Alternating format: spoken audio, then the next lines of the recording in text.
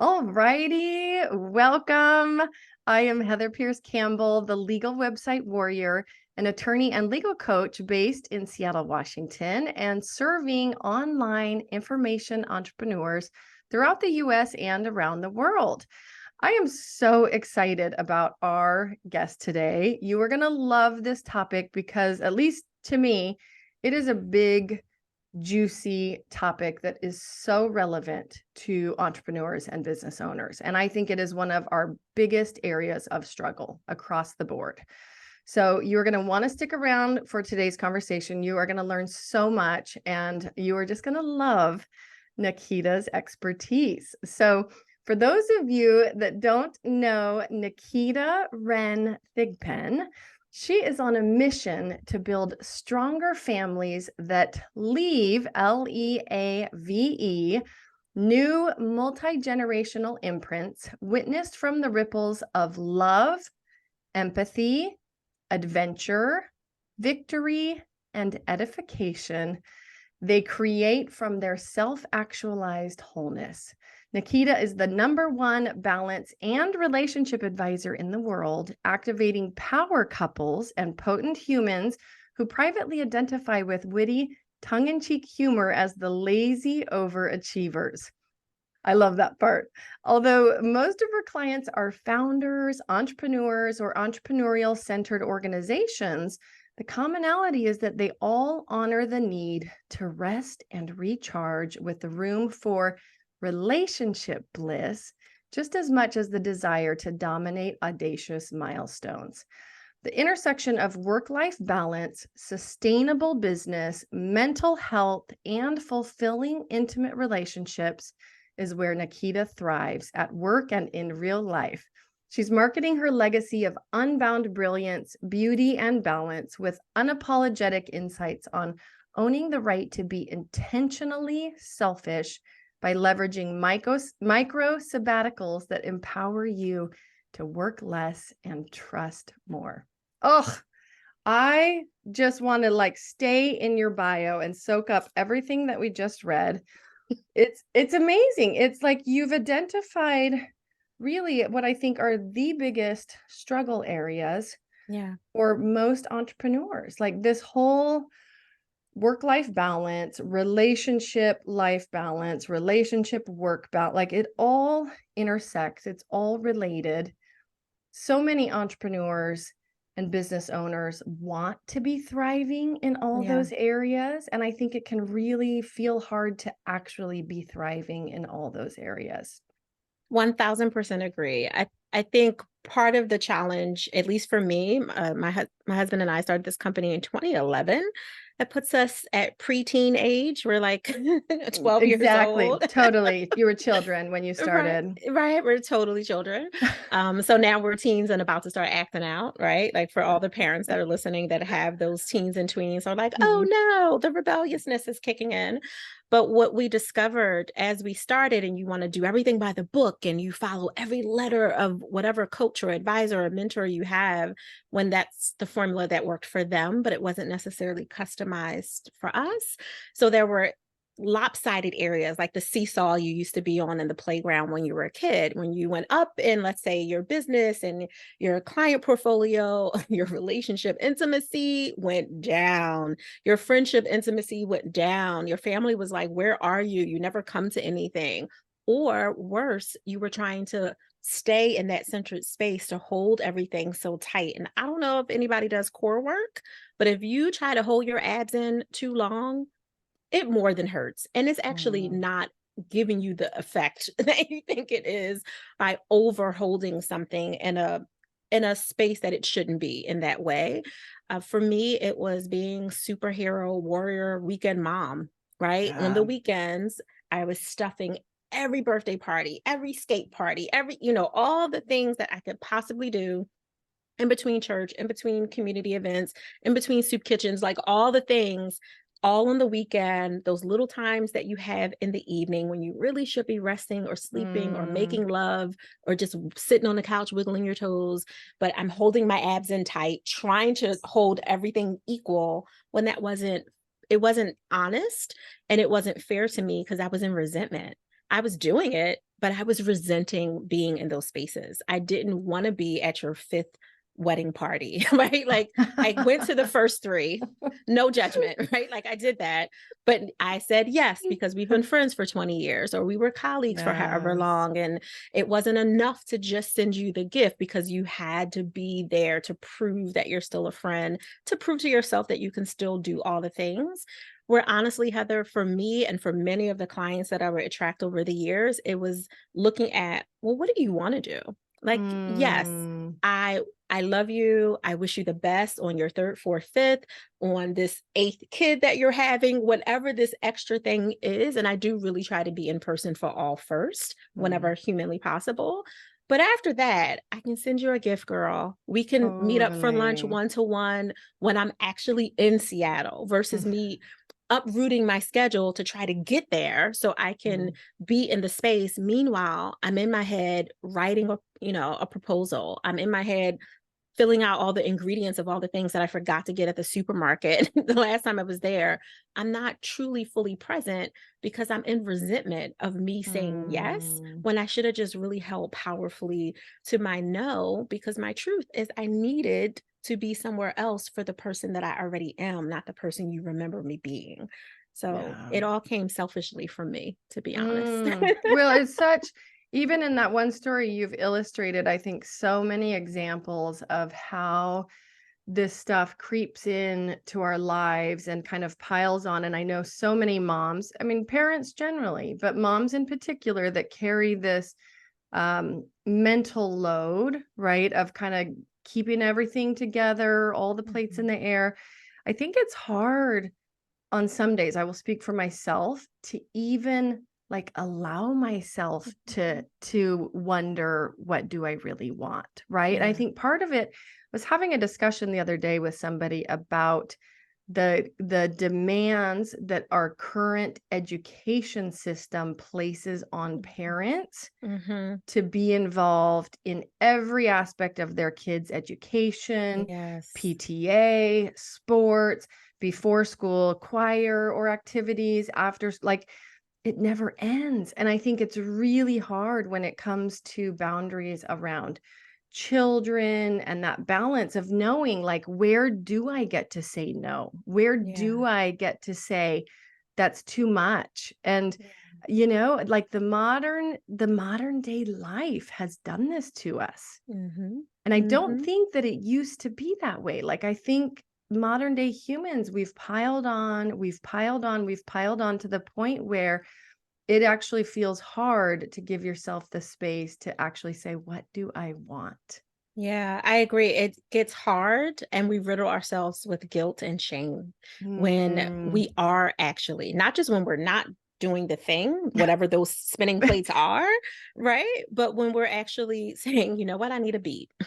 I need to Yeah. give myself permission to pause. I need to take this moment to breathe. And unless you are literally in crisis mode, which is usually the only time other people will also celebrate you taking a moment, Yes. partially because they don't want to deal with the consequences of you not taking that Mhm. moment, which is a whole different other podcast, right?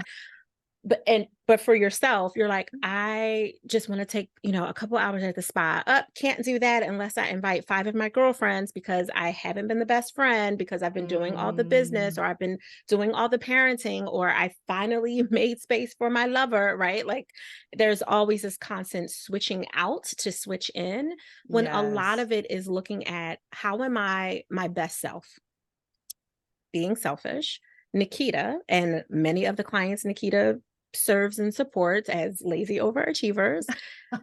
We are truly, right? Like we're truly at our best when we're honoring our need to rest without that guilt and the shame. And the Mm. way that you do that, Brene Brown has said it very openly, the key to shame is vulnerability. I have to be honest with who I really am inside. My college friends from 20, 30 plus years, see me one way. They see the party girl, they see this, they see that. So every time we connect, what happens? Let's go for drinks. Let's do this. Let's do that. Let's stay up all night. Naketa in 2023 does Mm-mm. not stay up past 9 o'clock. Listen, unless I am already on, right? Like if I was already on, I'm away, time zone difference, whatever. Mm. This is just when the stage wrapped up, or I am with my lover. Those are the two reasons that I'm staying up past 9 on a typical night, unless one of the grandbabies is acting up. But that's a whole different, Right. Right. episode. Unexpected. Right. Unexpected. Thanks to my Yes. 27-year-old. So there's that.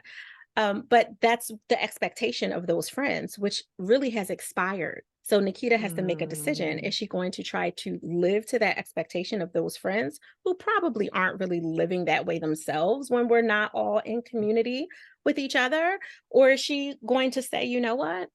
My realest self, my goal, my innermost being as someone whose superpower is to edify others, I need my energy in order for me to wake up and be happy with myself, to be excited about this day, to not wake up in dread, oh, it's another day, and start with all the negative Nancy, monkey mind stuff that's coming up. Oh, I didn't get enough rest. I have bags under my eyes. Oh no, I have to put concealer on, right? Like that All the whole, things. all the things that happen. And now we're busy running around to get makeup, running around it, right? Like we're doing more running around. So if Naketa, and Naketa is all of you who are listening, if you are Naketa and you're being honest and you really want to be in balance, you have to admit what you really want. Well, I really want to have my children, my children's children, and any other generation that I pray to God that I live to see into my hundreds, a long, high quality life, not a long suffering life. Yes. I want them to say, G Bunny was here for me. She listened to me. You could call her in the middle of almost anything, and she would slow down, pause, and make space for you. Well, even if it was 2 minutes, it was 2 minutes of presence. That's my legacy. Like, that's what I want to leave, not where my daughter, who's 22, my youngest, when she was about 8 years old, she said, "You are awesome for everyone else but me." And she said that because I raised someone who could advocate. I am also a Black mother. You're like, for those, oops, what did right, I do? right. I'm also a Black mother for those of you who are not watching this. So my first reaction was, who are you talking to? Like, what? Like, what? Come again? Yeah. Right. Like, bring that back. Because I was, myself and my husband, we were doing everything under the sun to give them what we didn't have. Right. Ballet and soccer and football and it's, everything under the sun. And we were carpool parents. We were taking them everywhere under the sun. But to her beautifully, worded self, as she expounded on, because I didn't snap, I let her have her moment. When she expounded on what was happening, she was like, Mom, you take me to all these places, but you're not there. Back in the day, you're answering your pager, because I worked in an emergency room. You're running around and doing all the things. You're not with the other moms watching me during practice. You're typing away. Remember the Palm Pilots back in the day? I know I'm dating myself a little bit, but the Blackberries, like there's a whole slew of them. Yes, a Trio. Oh, girl, you feel me completely. I know. Right. And that was her memory. Like, you're over there in the corner doing that. The other parents are like, yay, go, get it. And I'm typing away because I'm 3 jobs and a doctoral program and all the different layers. Overextended. My overachiever meter was like steaming. It was all the way to the right. And I justified it by saying, well, I mean, I pay for you to go to all these things. I drove you to all these things. I take you to every sleepover that we vet that you want to go to. Like, we do all the things. What more could you possibly want? And her 8-year-old self, she was about 8.5, was, I want you. I just want time with you. I want you to slow down and be with me. So the way that I responded, as all ambitious women who are ridiculous respond, is I said, okay, I hear you. And I signed her up for like those last 3 things she had been asking me to put her in, because that was my way of giving. I just needed a little bit of a buffer to really hear. I listened, but I didn't hear what she said. And it took me 6-ish months or so to really look at, okay, Naketa, what are you doing? She said, I want more of you. And you put her in more stuff. You gave her more stuff. That's not literally creating the child that you want to create as the youngest, as the only girl in your family outside of you. That's not really what you want. And I started to have conversations with other individuals, other potent humans who were dope and amazing, and their portfolios could rival yours and mine, like with a blink of an eye. Like, they were beautiful and they were feeling just exhausted as I was. And they were in the same rope-a-dope. And I just decided something had to be different. So I created a formula for balance that I could hold myself accountable to, that I could live into, to really be who I already was and stop holding on to how other people saw me, and kind of that, I don't want to say box, but I'll just use it for this proverbial example. I was kind of showing up as the way people had me in the box to show up because it made them more comfortable, but it really wasn't who I truly was. It was only whatever piece I allowed them to see.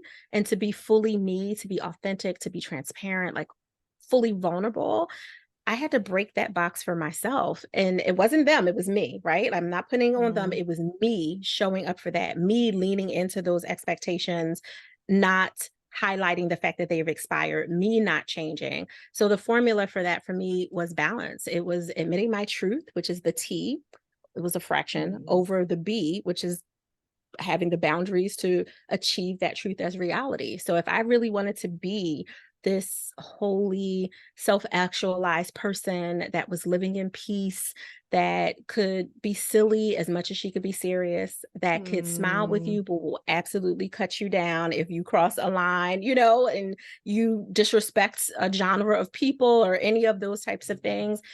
I wanted to be wholly me. And in order to do that, I had to say no to the cousin who I love to see, but who only wants to call me and have 2-hour conversations about the same thing that he or she's been talking about for the last 10 years, right?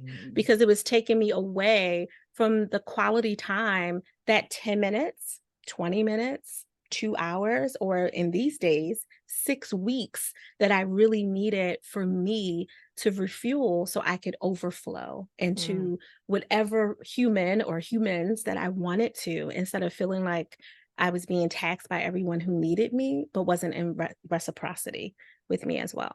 Yeah. Well, it is. I feel like, I mean, I have so many thoughts and questions in response to what you just said, because I feel like there's also different levels of this. Like, Yes. so many of us do the best that we can where we're at. And let's be clear, there's different levels of financial security, there's different Yes. levels of relationship security, there's different levels of parenting security. And Yes. so everybody's in a different area, and it can be so easy to like sign ourselves up for all these outside pressures. And so there is a difference between, I think, some folks who have, let's just call it, less choice, and those that have more choice. But obviously, we're speaking to a group of entrepreneurs, Yes. business owners, people who are in the mode of building something to support their life. Right. And Yes. so often we get it backwards. We get it the other way around. We end up molding our life around our business or our career or whatever. So the other, I guess, where I would want to start is for the folks that are just starting this conversation of like, oh my gosh, I'm either burnt out or I'm nearing burnout, because I think, you know, there has been so much burnout through COVID. It's Yes. layered on things that just has made everybody's life more intense. It's just upped that intensity level.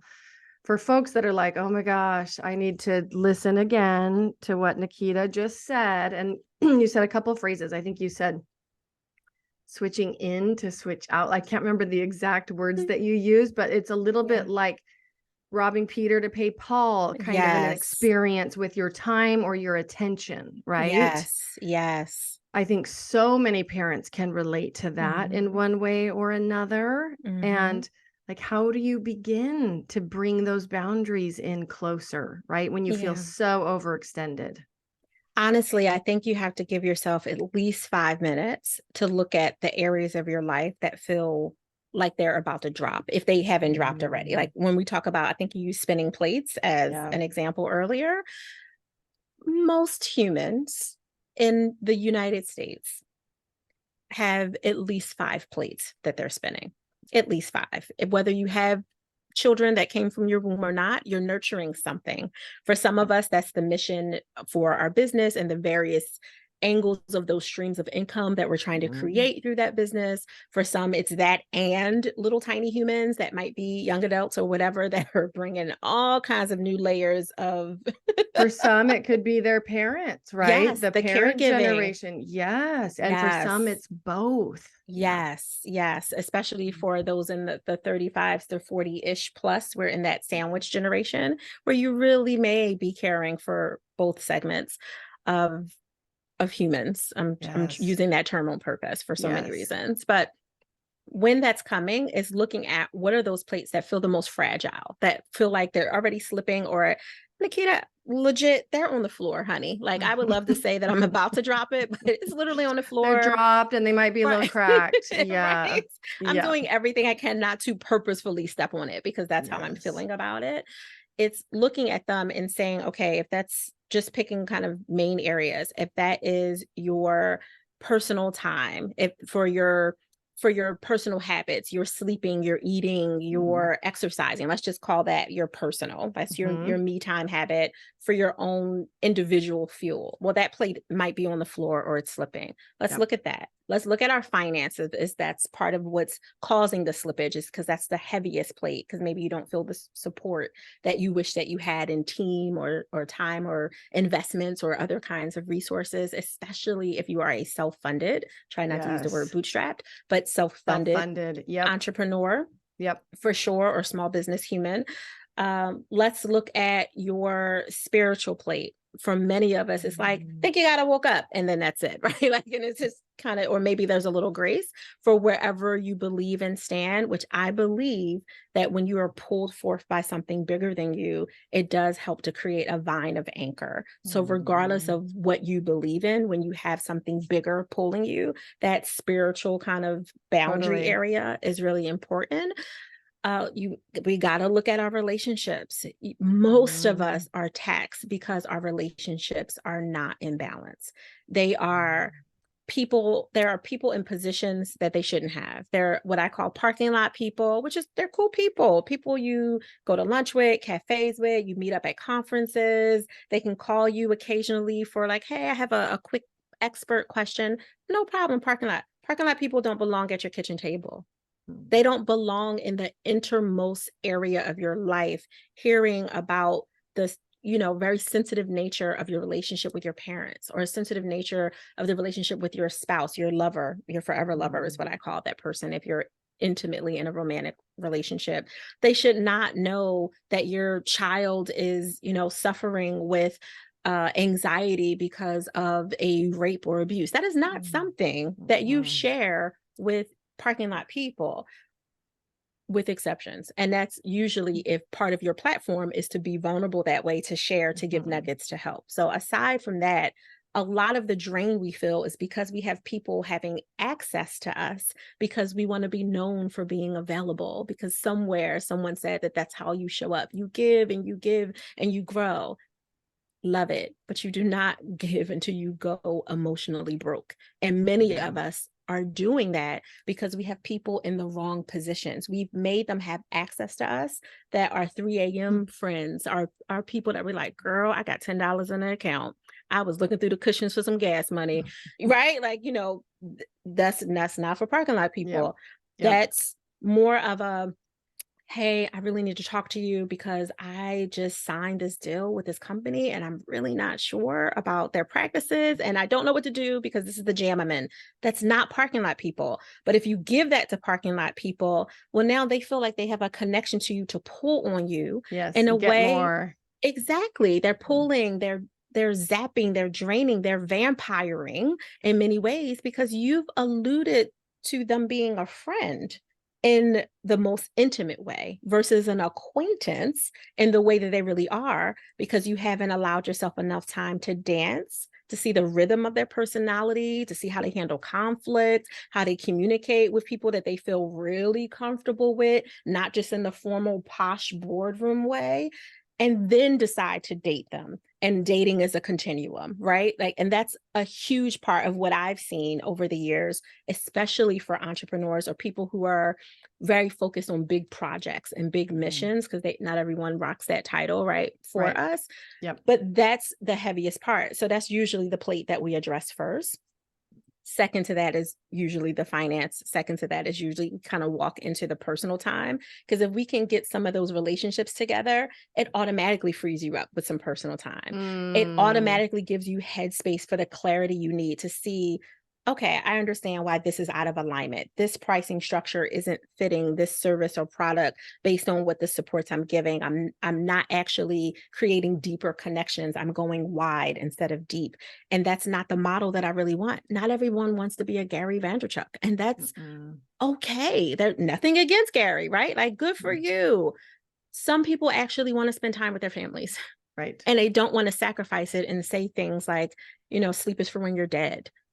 Some people understand that 90% of actual physical illnesses are stress-induced, not made up, but actually come from stress-induced illness, adrenal fatigue, cortisol issues, all the things, because of this be booked and busy mentality, instead of prioritizing whatever way you define balance for you. I know people say harmony, integration. I'm okay with it, whatever you use.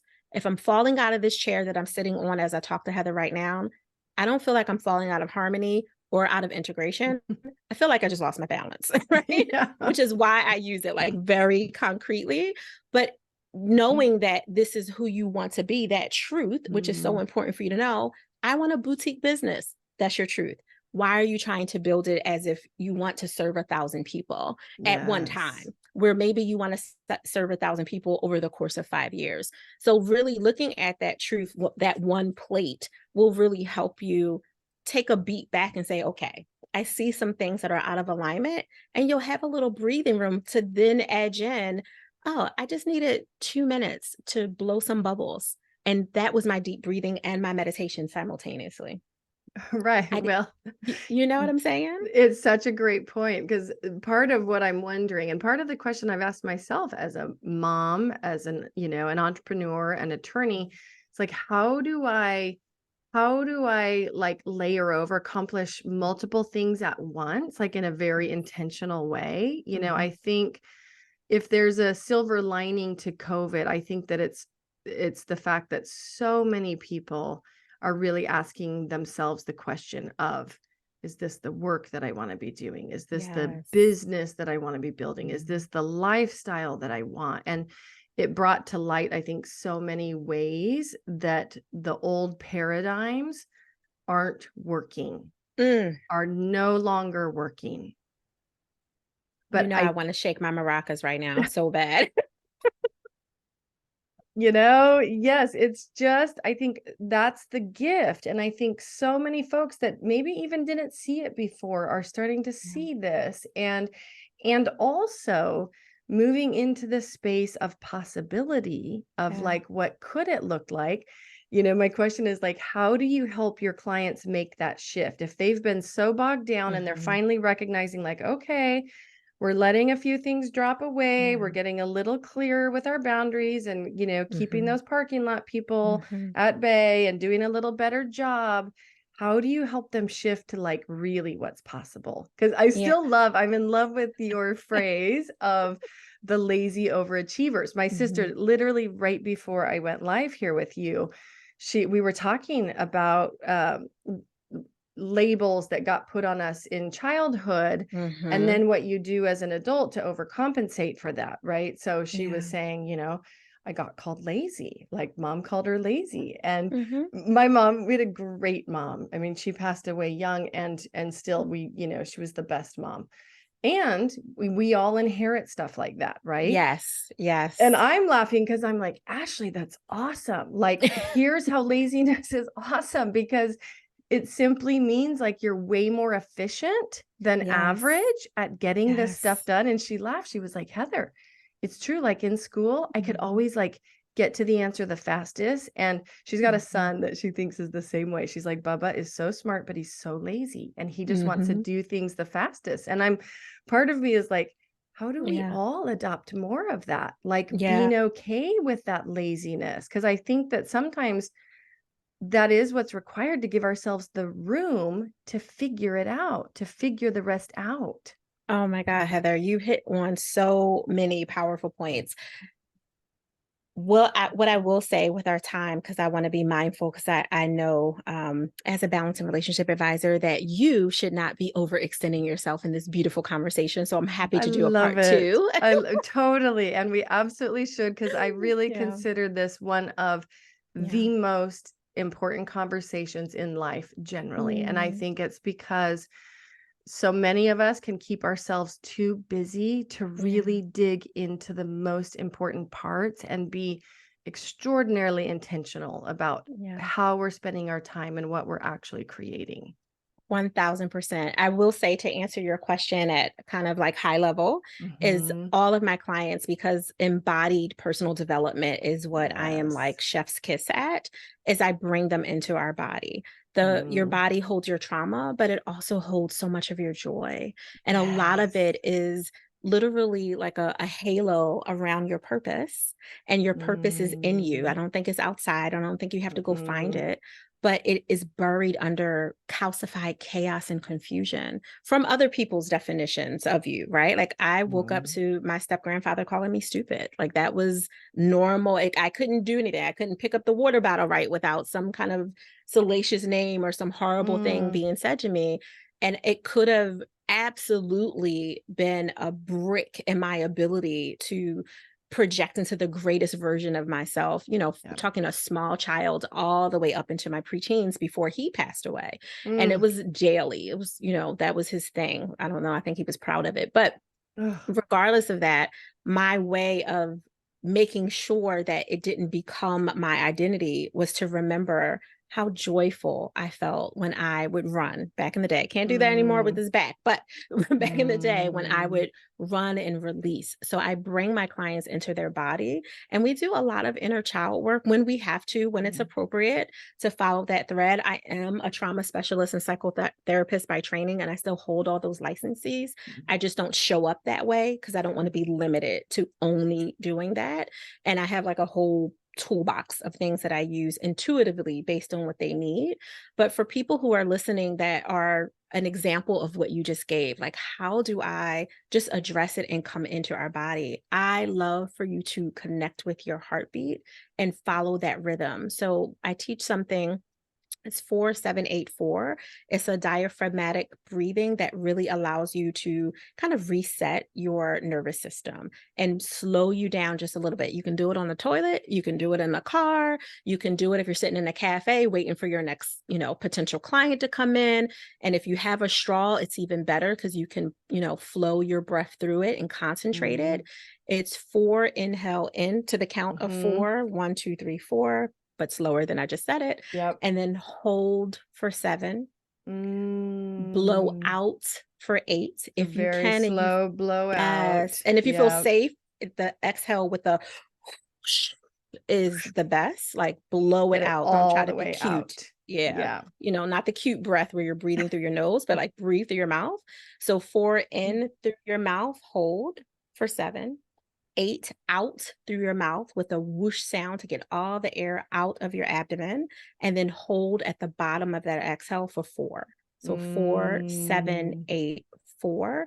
It really does bring you in alignment. Try to do that for a cycle of 5 times. You'd be surprised that your shoulders went from being into your ears to dropping, and then Mm. your chest went from being so tight and tense to relaxing, right? It's an amazing thing to just connect with what is already here, your Yeah. heart, the Yeah. rhythm of your beautiful heart that is allowing you to breathe in and out. And just take that moment to remind yourself of whatever it is that you're grateful for. I'm grateful for my breath. I'm grateful for my kids. I'm grateful for my health. I'm grateful that I traveled here well. I'm grateful that I found parking. Whatever it Mhm. is that it doesn't have to be a big thing, but just come into your body is the first to kind of slow you down. And when you're ready, you can start to move towards, well, which of these plates? do I want to tackle and kind of handle just to stabilize? The other ones are spinning all crazy and wobbly, but which one can I take control of now? And then we kind of move through there. And for many of my clients, because they are ambitious, is usually a specific project within their business that they want to tackle and say, okay, I want to go deeper here. I still got to hold the place here because that's just the reality of entrepreneurship. But this is the one that I've been scared of. This is the one that I really want to show up more, but it's also going to take me to be really uncomfortable. So this is the one that I need you to kind of walk me through. Well, and it is, it's such a reminder that we just need to do the right next thing. We don't need to do all of it. You know what I mean? And even this reminder around the breath, because Ashley, my sister, and I, we joke that we're experts at shallow breathing. Like, not really something you want to be expert level at. I think as moms, it's easy to do that, just have kind of a heightened level of, it's a little bit like you holding your abs in a little too tight for too long. Like you're not breathing fully when you do that. And it's just this, I think it's very symbolic of all of the emotional, mental, and physical weight we carry in the world, and like that just having a moment to just like let it go, and it's so simple and yet so challenging, I think, for so many of us to remember to do that and start there, and then feel invited into the next phase of what do we want to tackle? What do we want to look at first? So I think that's a great exercise. Simple, but not easy, right? That's right. That's right. That's exactly it. But I love because I think a lot of people are familiar with box breathing, but it's a different pace, what you've just described. It's a different pace than what you hear most often. Yeah, because it really does help for your parasympathetic nervous system and the vagal tone activation, like all the big nerdy head stuff. But just come into your body and do that. It does wonders, and it will help you in so many areas with anxiety and your cortisol levels and your oxytocin rebalances. Like there's so many different things that happen just from breathing. And I know it sounds woo-woo for many people listening, but I promise you, it really does help, but you have to come into the breath. You can't shallow breathe your way through it. And even if you can't hold, because it's hard to hold for 7 and out for 8 and all the things, if you're not used to it, just start with 4. You can do 4, 4, 4 and build up the muscle for the rhythm, and then do 4, 6, 4, 4, right? And then 4, 7, 4, 4. And then you can eventually get to the 4, 7, 8, 4 to really strengthen your lung capacity. Yeah. Well, I love it. And I think, so many people have come out of COVID with, like for me, adrenal fatigue, right? Yes. Related to cortisol levels, related to not sleeping enough, related to trying to cram too much into that phase of life. And so, regardless of whether people have diagnoses, I think so many can relate to the feeling of being too tired or not as clear as they used to, or having heightened anxiety, like back to the nervous system. I think so many folks are recognizing that it is like a calming of the nervous system, and we all need multiple strategies to be able to support that. Yeah. And a lot of them really do come from clinical psychology, right? There's so many. I know they've been termed different things under mindfulness, which is really DBT, and different behavioral patterning resets, which is really CBT. Like there's so much that's so old school that's good that we can bring back, and then there's so many things we need to let go, like some of the definitions that are also old and patriarchal and do not serve you anymore. Totally. Well, I love this. I know that everybody in their own way will be able to relate to this conversation and some element of it, and maybe take a new level of just awareness and mindfulness in their days, and looking at what are those plates, what are the ones that are falling or feel like they're going to fall or already fallen, and like what is one thing I can do to start to address it or create better boundaries. And it really is. I talk so often with girlfriends, entrepreneurs, my clients, even the legal work that I do for my clients is so much about clear business boundaries. Like boundaries are Yes. such a big lesson for us all. Anyways, I adore you. I'm so grateful that you've spent this time with me and with us today. I know there's a part two to this conversation, and Definitely. I'm really excited for people to pop over and get to know you better through, your website or wherever you show up. So on that note, where are you online and do you like for people to connect with you? Yes, yes, and yes. And in parentheses. So the best place to continue a conversation with me is really Balance Boldly podcast, available everywhere your favorite I podcasts are love heard. it. Thank you. And the Lazy Overachiever show is coming soon too, based on the time of this recording. So that's our second podcast. But you can get all of those things right at thigpro.com, which is our website, which I know will be in the show notes below. Totally. And yes, connect with me. I promise you, if you go to Instagram, you're going to get my daughter, who's our media coordinator. That is Oh, I not me love responding. that. I Thank love you. that. Good job, daughter. See, I keep trying to hire my sister to do mine. If I could do nothing on social media, like That talking about part. boundaries, I'd be so happy.